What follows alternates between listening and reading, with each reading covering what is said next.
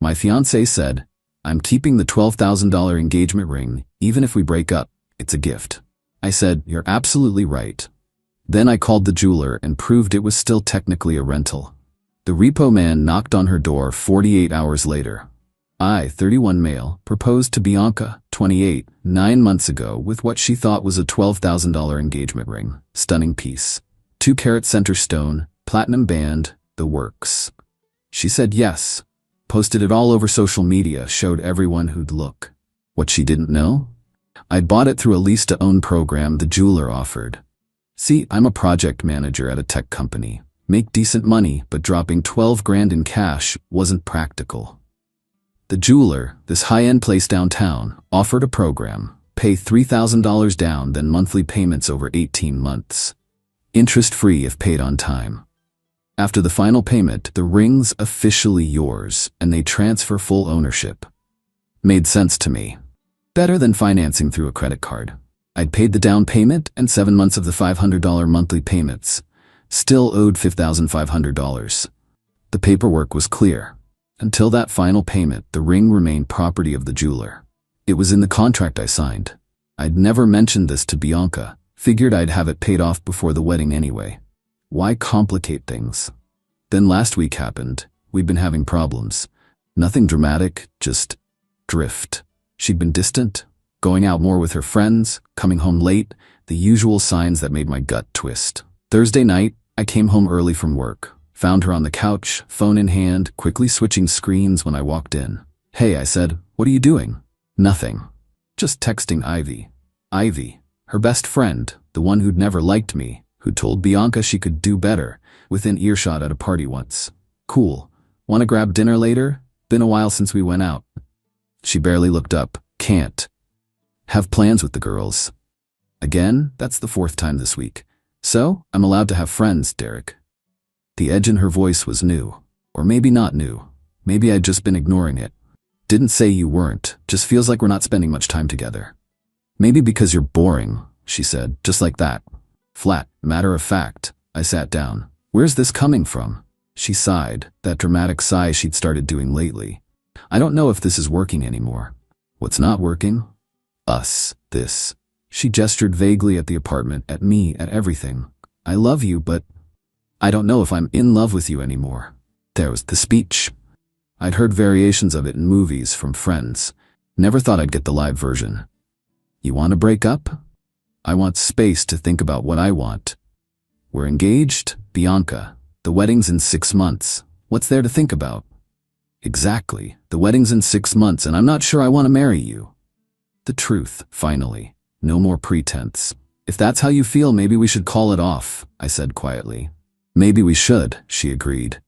Silence, the kind that feels like it's crushing your chest. Then she looked at her hand, at the ring. "I'm keeping this though. It was a gift. Legally, it's mine." I blinked. "You want to break up but keep the $12,000 ring?" "It's a gift. Engagement rings are gifts." I looked it up. "Once you give it, it's mine." The entitlement was stunning. "You're serious?" "Completely. You gave this to me. If you want to end things, fine, but I'm not giving back the ring." Something in me went cold. Clear. "You know what? You're absolutely right." She looked surprised. "Really?" "Yeah, it's a gift. Keep it." She smiled. Actually smiled. "Thanks. I'm glad you're being mature about this." "No problem. I'm gonna go for a walk." I grabbed my phone, my wallet, and left. Walked straight to my car and drove to the jewelry store. Update 1. Got to the jeweler right before closing. The owner, Mr. Kleinman, recognized me immediately. "Derek, good to see you. How's the ring working out? Actually need to talk to you about that. My fiancée and I are splitting up. She's refusing to return the ring." His expression shifted. "Business mode. I see. You're still making payments on the lease?" "Yep. Just made this month's payment last week. Still owe $5,500. "And she knows it's a lease to own?" "Never told her. Didn't seem relevant." He pulled up my account on his computer. Scrolled through. "Okay, so legally, the ring is still our property until that final payment clears. If she's refusing to return it after the relationship ended, that's technically possession of our property without authorization. What are my options?" "Well, you can continue payments and let her keep it. Or," he looked at me, "we can repossess it." "Repossess it?" We have a recovery service we use for situations like this. Defaults, stolen property, that sort of thing. They're very professional, very legal. We'd need verification that the relationship has ended and she's refusing to return the property. I pulled out my phone, showed him the text thread from an hour ago where Bianca had written, "Just so we're clear, I'm never giving back this ring. It's legally mine. Deal with it." Mr. Kleinman nodded slowly. "That should do it. I'll start the paperwork. There's a fee for the recovery service, $500. Do it. Sign the forms." He said they'd contact her within 48 hours.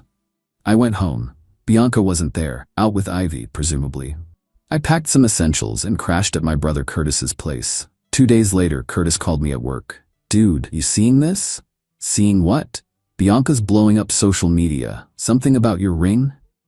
Pulled up her Instagram. There it was, a photo of her hand with the ring, captioned, "PSA, engagement rings are gifts. If your ex tries to take back a gift, that's called being a petty loser. Keep your ring, queens." Comments were wild. Half her friends agreeing, half pointing out that legally it depends on the state. Few people asking what happened to us. Then my phone rang. Unknown number. "Mr. Derek Hartman?" "Speaking." "This is Allied Recovery Services. We're calling regarding a piece of property registered to Kleinman Fine Jewelers currently in possession of Miss Bianca Foster. We need to schedule a time to retrieve the item." "I'm not the one who has it. You'll need to contact her directly." "We will be. Just wanted to confirm the details. Thank you." 20 minutes later, Curtis texted me, "Oh man, check Bianca's stories. She'd posted a video. Her, in her apartment, looking furious. So apparently some recovery company just called me demanding I return my engagement ring. My ring. The one my ex gave me as a gift. This is harassment. This is illegal. Someone tell me what lawyer to call." I watched it twice. The entitlement was incredible. The complete lack of awareness that she might not actually have the legal high ground she thought she did. That evening, Bianca called. I let it go to voicemail. "Derek, what the hell did you do? Some repo company is threatening me. They said they're coming to get the ring. You can't do this. It's my ring. Call them off or I'm calling the police." Deleted it. Curtis looked at me over his beer. "You good?" "Yeah," I said. "Yeah, I'm good." Update 2. The next day started normal. Got to work, made coffee, answered emails. Then my phone started blowing up. Bianca's mother Faye was calling. I let it ring through. She left a voicemail. "Yeah, Derek. This is Faye. I don't know what's gotten into you, but threatening my daughter with repo men over a gift you gave her is despicable. She's terrified. This is borderline abuse. If you don't call off these people immediately, we will be contacting a lawyer and the police. Think about what you're doing." The victim narrative was already being constructed. I was the villain. Bianca was the damsel under attack. Then Ivy texted me from Bianca's phone. "You're actual trash. Bianca's having a panic attack because of you. Hope you're proud." I didn't respond to any of it. Around 2 p.m., Mr. Kleinman called. "Just an update. Allied contacted Miss Foster directly. They're scheduled to retrieve the ring tomorrow at 10 a.m. She's been resistant." I can imagine. She demanded to see documentation proving we own the ring. We provided copies of the lease agreement, the payment history, everything. She's now claiming she'll refuse them entry to her apartment. Can they still get it? If she doesn't voluntarily surrender the property, Allied will coordinate with local authorities. It's a civil matter, but refusal to return leased property can become theft if she persists. Most people don't let it get that far. "Most people aren't Bianca," he chuckled. "Fair enough. I'll keep you posted." That night, Curtis showed me Bianca's latest post. A photo of printed legal documents, partially visible. Caption: "Doing my research. Engagement rings are gifts under the law. This recovery company can kick rocks, not giving back what's rightfully mine." The comments were increasingly split. Some people were pointing out that conditional gifts exist, that engagement rings are often considered conditional on the marriage actually happening. Others were fully Team Bianca, calling me every name in the book. I didn't care anymore. Let her tell her version. The truth would sort itself out. The next morning, I was in a meeting when Curtis texted, "It's happening." "What's happening?" "Allied just showed up at Bianca's place. She posted it on her stories. She's live streaming the whole thing." Meeting be damned.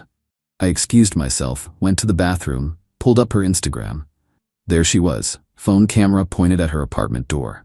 2 people visible, a woman in a blazer holding a clipboard, and a uniformed security officer. Bianca's voice, shaky with rage. This is insane. They showed up with a cop to take my ring. Over a breakup. The woman's voice, calm and professional. Ma'am, as I explained, this isn't about the breakup. This is about leased property registered to Kleinman Fine Jewelers.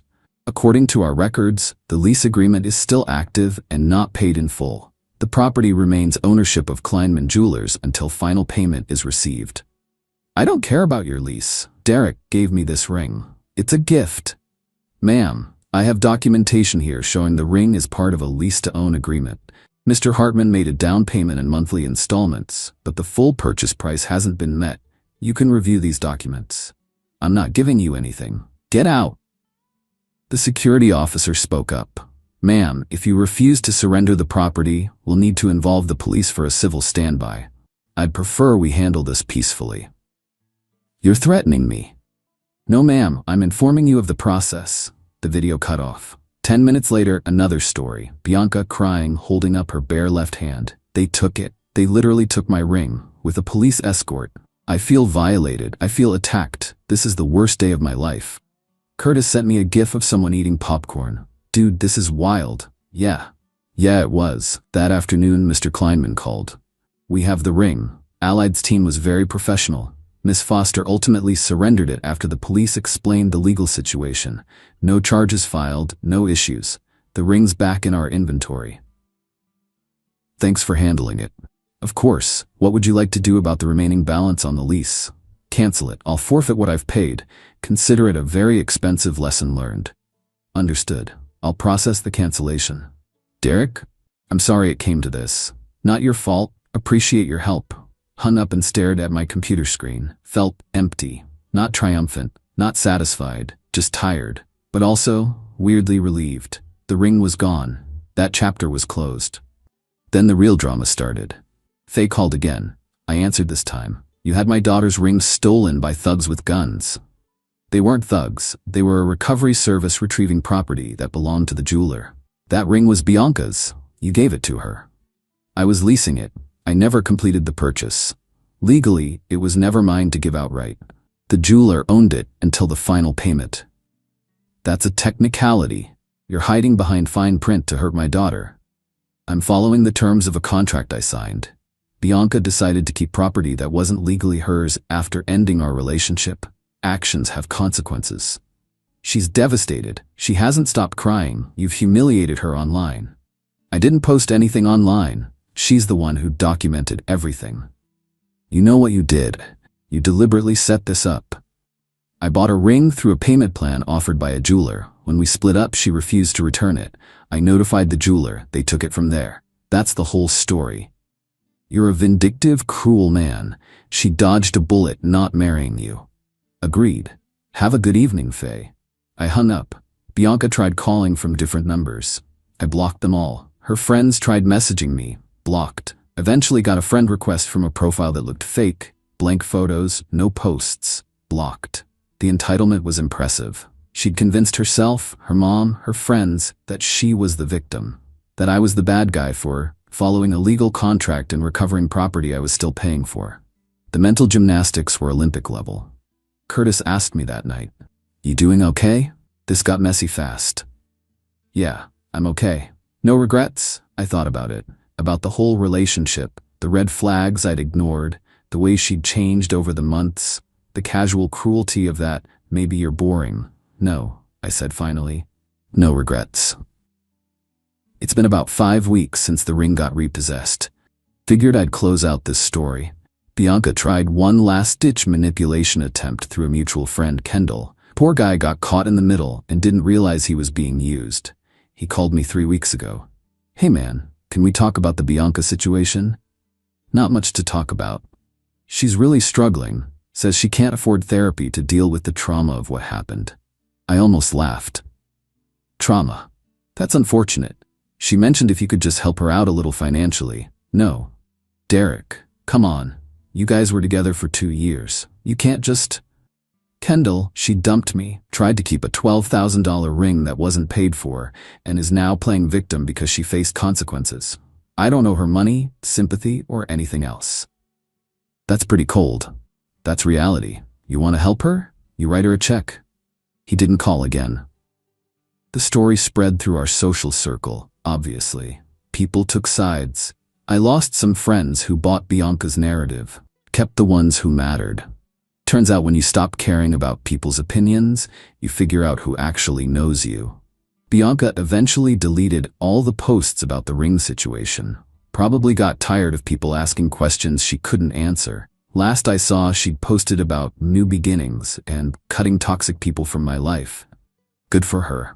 Faye tried one more time, sending me a long email about how I'd ruined her daughter's faith in love and how I'd weaponized the legal system against an innocent woman. I didn't respond, just archived it. Found out through Kendall, before we stopped talking, that Bianca had been texting some guy from her gym for about 3 months before our breakup. Nothing physical, allegedly, just emotional connection. That tracked with the timeline of when she'd started pulling away. Did it hurt? Yeah. Did it change anything? No. The jeweler let me use the money I'd paid toward a different piece as store credit. I bought my mom a nice necklace for her birthday instead. She doesn't know the backstory, but she loved it. As for me, I'm doing fine. Moved out of Curtis's place and got my own apartment. Smaller than the one I shared with Bianca, but it's mine. No pink throw pillows I didn't want. No weird organic candles that smell like nothing. Just my space. Dating again? Not yet. Not ready. Maybe in a few months. For now, I'm good with being alone. Learned some things about myself, about red flags, about people who see relationships as transactions instead of partnerships. The whole ring situation taught me something important. When someone shows you who they really are during a crisis, believe them immediately. Don't make excuses. Don't rationalize. Don't hope they'll change. Bianca showed me exactly who she was when things got tough. Someone who valued a material possession more than dignity. Someone who'd rather keep a ring than walk away cleanly. Someone whose first instinct was playing victim instead of taking responsibility.